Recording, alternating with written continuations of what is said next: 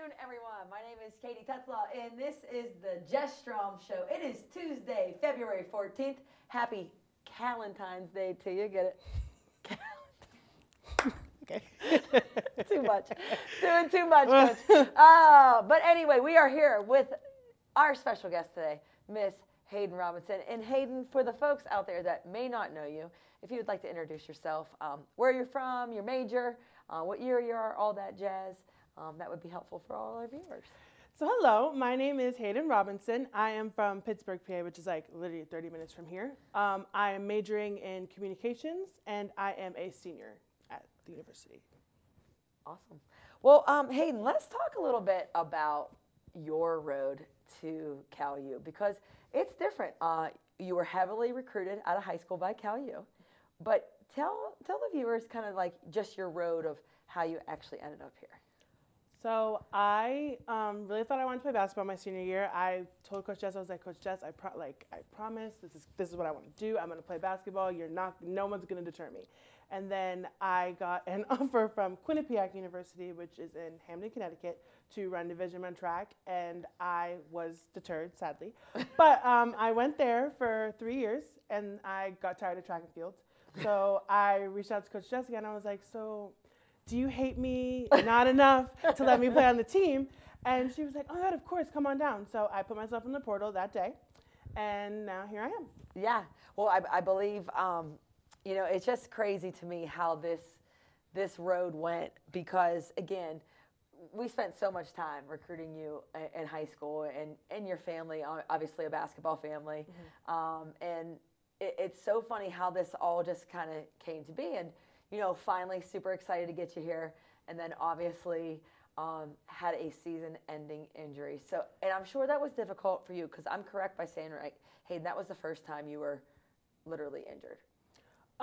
Like of that magnitude. Yes. So, am I correct? Yes. Okay. Yes. So I like have suffered little injuries here and there, mm-hmm. and then I just like go back whenever I feel like I can bear with the pain. But this was a little bit different.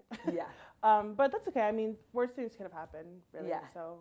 Exactly. I'm not that stressed about it. So tell us about your perspective. You know, now that you are out of track and field, and now that you had a year with Cal U basketball, how that has kind of just shaped of how you're going to get yourself ready to come back next year. Like, do you think that you use this as like a learning tool, like to understand the system? You know, playing in it and seeing it is quite different. Right. So tell me like about like what you had decided after you were injured, you knew you couldn't play for the year, like how you have approached this season. So, like I was saying, it's a lot different than track and field, because also at my old school, it was very much like rush to get back because you can't be hurt type of deal. But here, it's like I'm more excited to go back and not dreading going back, because everyone makes it so easy to just have a good time and be positive and just be upbeat all the time, which mm-hmm. is something that I'm not really used to. So I feel like this injury, if anything, is just like giving me a new perspective on how I should look at trying to get back.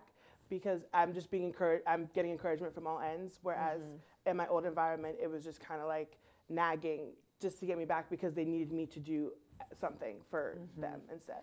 And, you know, HAYDEN, I feel like your personality is super electric. You bring a ton of energy.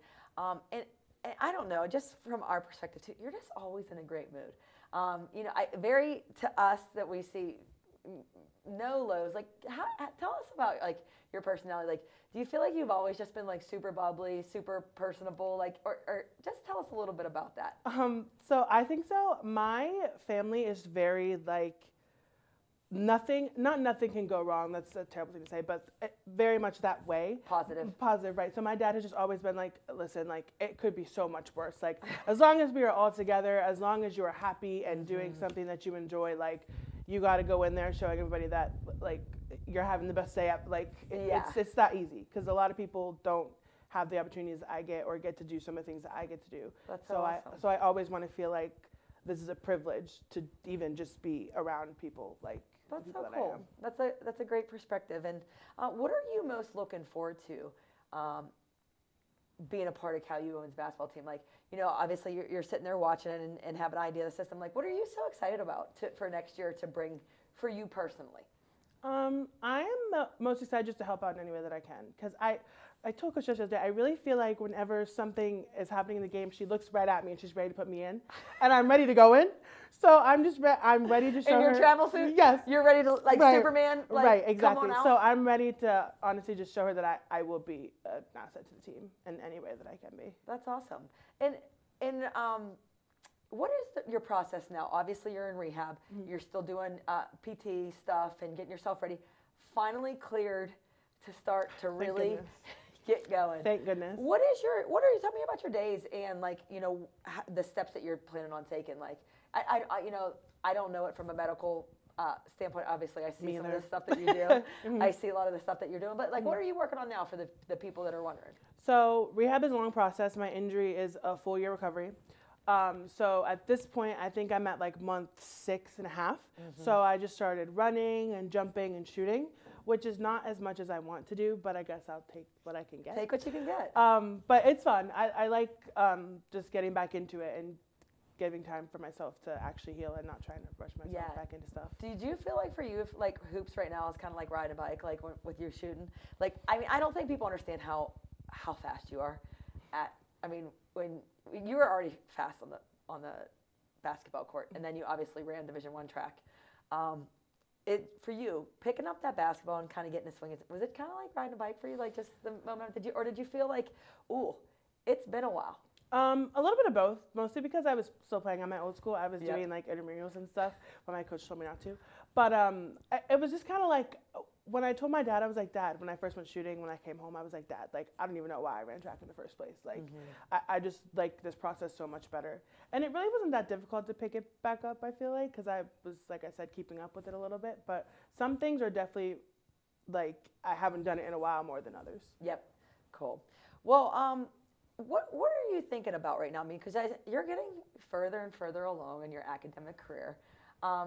You know, in your eyes, what are you looking forward to in terms of like major and what you maybe want to think about for the future of your non-sport life? So I haven't thought that far because I don't know. I just want to travel when I'm done with school for a little bit. Where do you want to go? I don't know yet. Like number one, you don't have a bucket list?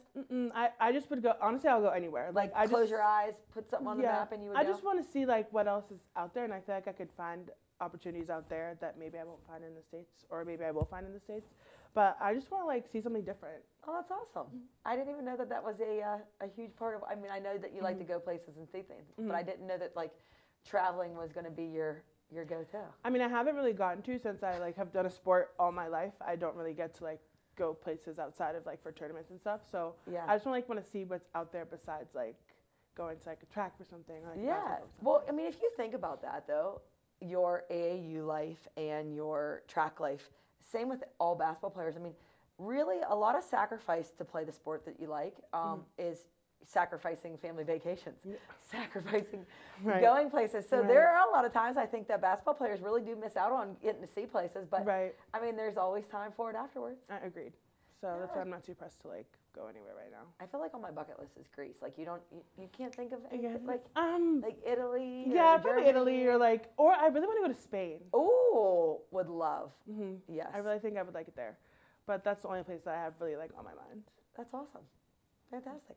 Well, that's it. You heard it from Hayden Robinson, our very special guest. We are so excited to have her back in full swing with Cal Youth basketball, but we are so proud of what you're bringing to the table now, obviously, with your energy and your effort and getting so close with the players. So we always appreciate that. And we will be right back, folks, with Jess Strom.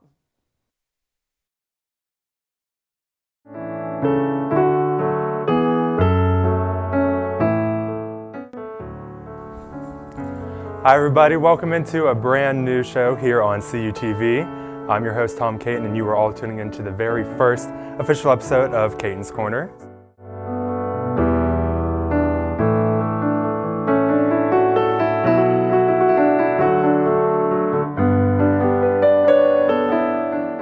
Bye everybody. Bye everybody. Bye everybody.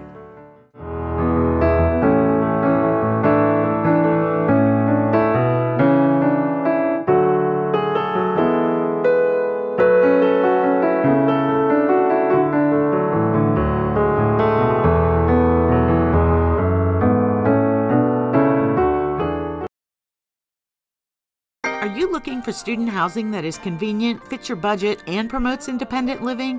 Look no further than Penn West California's upper campus student community at Vulcan Village. At Vulcan Village, you have 3 spacious floor plans to choose from, all with guaranteed private bedrooms and many with private bathrooms. Our community provides you fantastic amenities such as a 24/7 fitness center, convenience store, sand volleyball, and saltwater swimming pool.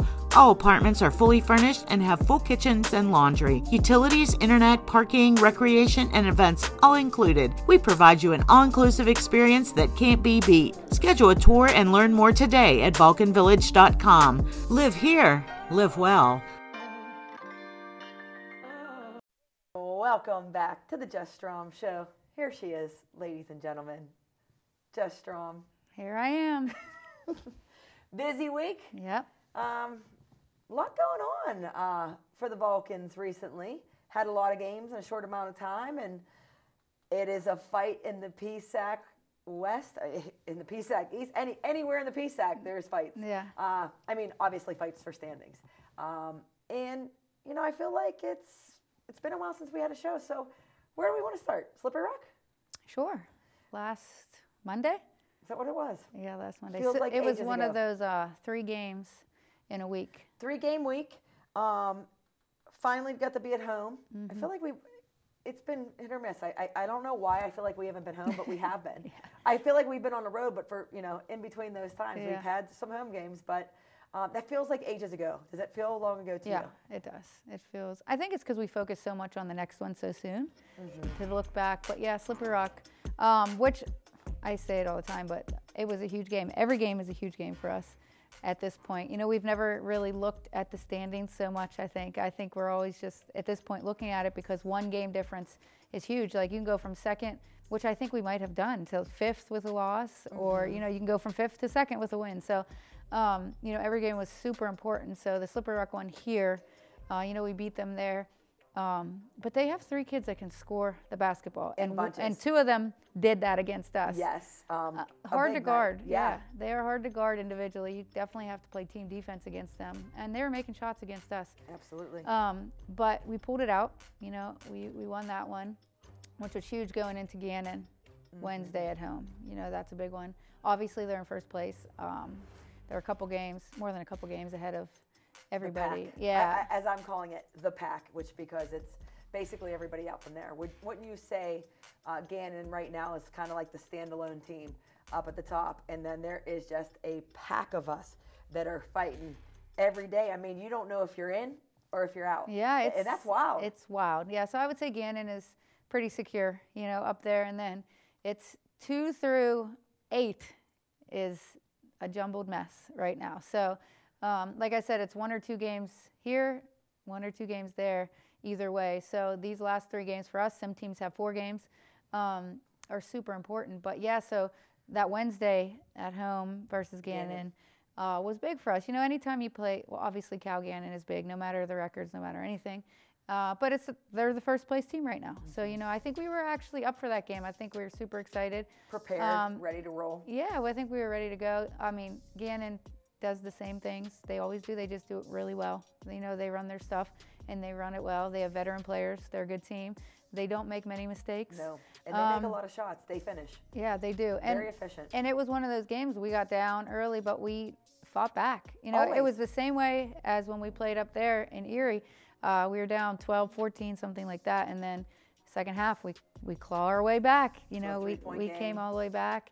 Was it even a 1-point game? Yeah, 61-62. It was a 1-point game, I believe, and we just couldn't get over the hump. You know, and but we fought. You can't be mad about our effort. You know, a few turnovers I wish we could get back at important times. Yeah, a few defensive mistakes I wish we could get back. But yeah, but you can't. So, you know, we lost that one. And then we go to Mercyhurst Saturday, which is, you know, the drive up to Erie. It's a night game. And I think we started a little bit slow. You know, I think our energy was a little bit low, which can't be this time of year. You know, like I said, every game, Mercyhurst is fighting. That's what we try to say. Every team is fighting for a playoff spot. We are fighting for a playoff spot. So, you know, we need to come out with that energy. Got down again, but we fight back. And that might have been the 61-62. I'll be honest with you. At this point in time, the scores and the timing is just kind of all jumbled, because I think at the end of the day, for us, we look at it, did you win? Yeah. Or did you lose? Yeah, in that Mercyhurst game, you know, we had a lot of trouble scoring. You know, our shots were just not falling. It was everybody. You know, we could not get the ball to go in the basket. Season low shooting percentage. Yeah, and we held them to 57 points. You know, what we wanted to hold them to. Which is a nice chunk under their average. You know, they score above 70. I think right around the 70 mark. 72. I think it's 70, yeah. 70.9 or something like that. And I think you just expect, if you hold a team significantly under their scoring average, that you really have a chance. Yeah. Well, and we took 14 more shots than them. You know, the stats were. That's like one of those games where you get the stats and you're like, how did we lose this game? You say, ooh. Yeah. I think a friend of mine texted me and said, oof.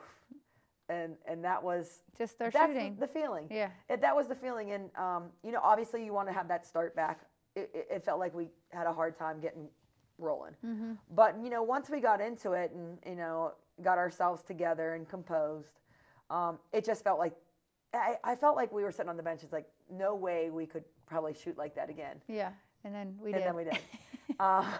Which is like, I think always as coaches too, and especially with our team, you know, we love our players. I think we fight really hard, and you never like really fault them for, you know, attitude, effort, getting after it. It just felt like we never had that turning moment where you were like, yes, yeah, here we go. It was never like someone could make a big basket where we could like get behind it. You know, it was just we just couldn't put the ball in the basket. Yeah, so, the vibe was off with the shooting. Yeah. And here's the crazy part. Never at a time when I was sitting there watching did I think, man, that wasn't the shot we wanted. Yeah. Good solid shots. I thought we had some really good looks, some opportunities that we wanted to get. Just didn't fall in. Just didn't go, and sometimes that happens. So what happens with your mentality when you have a team or a game that gets to that point? You know, what is your mentality for that, Jess? Well, I mean, there's nothing. I mean, we can't go out there and put the ball in the basket. You know what I mean, for them. So you got to keep shooting. Like you said, we didn't take bad shots. No. And it was across the board. It wasn't like one person just had a bad shooting day. You know, it was like we all had a bad shooting day collectively. So you hope that it turns around at some point in the game. But you just continue to try to get good looks. I know we talk about getting to the basket a little bit, but those weren't going in either. So, and hats off to Mercyhurst. They made more plays than we did. Plain and simple, more baskets, more plays. Couldn't get a stop there at the end when we crawled our way back, and then couldn't follow that up with the basket. So your hands are kind of tied. Yeah, and it's like you said. I mean, effort I think could have been better at the beginning, or talk or energy, but typically our team plays hard, so you really just have a hard time being mad. You know, I mean, you're disappointed in a loss, obviously, but I was very curious after this one to see how we would bounce back. You know, how we would come back after that. We were off Sunday, you know, no practice. 2 in a row is tough. Yeah. It makes you feel some kind of way. Yeah. I know that you feel that way. I know I feel that way, and I'm sure our players that way. When you're not used to having back-to-back losses, it puts you in a certain place. Yeah, it does. I mean, everyone's pretty miserable, you know, when you lose. But, you know, we took the day off on Sunday, so you know, we had to. And then I was very curious how Monday was going to go, like how we were going to bounce back from that, what our attitudes were going to be like. And I think it was one of our best practices of the year. You know, great day. Yeah, I thought yesterday we got after it. Everybody. All hands on deck. I thought everybody was really like into it, focused. And, you know, after that, it makes you feel a little better. Like, okay, you know, we're here, we're back. You know, we know what these games mean. So I was proud of them for bouncing back and coming in with good attitudes, and, you know, not kind of being down because we lost, but understanding like now we have another game. Well, there's a task at hand. Yeah. And that task at hand is a game that was insane at Seton Hill. We play obviously Seton Hill tomorrow at 5:30 at home, which I love being at home. I think everybody does. It's just one of those things. But that game at Seton Hill was wild. Yeah. I mean, we had the best field goal percentage of the year, the best three-point field goal percentage of the year, 26 assists, most on the year, and I think the second most points of the year, maybe even the first. And shot the ball really well. and still was a 7-point game. Yeah. Everybody was on fire. Seton Hill, Seton Hill also. 45.5% from the 3-point line. Shot the ball well. I mean, what was it? 87-80. If you like offense, it was a fun game to watch. Wow. Yeah, it was definitely high scoring for us. We don't typically score that many points. They don't either, though. So yeah. I'm curious to see tomorrow, what that game what looks it's going to look like, because, I mean, I don't know if either one of us can shoot like that again. I hope they can't, for sure. I hope we can. We'll cross our fingers for another performance like that. But on the offensive end. I do think that our players have a good understanding of what we want against Seton Hill, if that makes sense. I think our game plan against them was very successful last time, and obviously they are good coaches. They're going to watch the film and and adjust and do what they do and make little tweaks to their zone. But I think we have a good idea of what we want. Executing is a different story. So hopefully we come out tomorrow and execute. But I think we're pretty focused on the game plan of we know what we want to get. Yep, absolutely.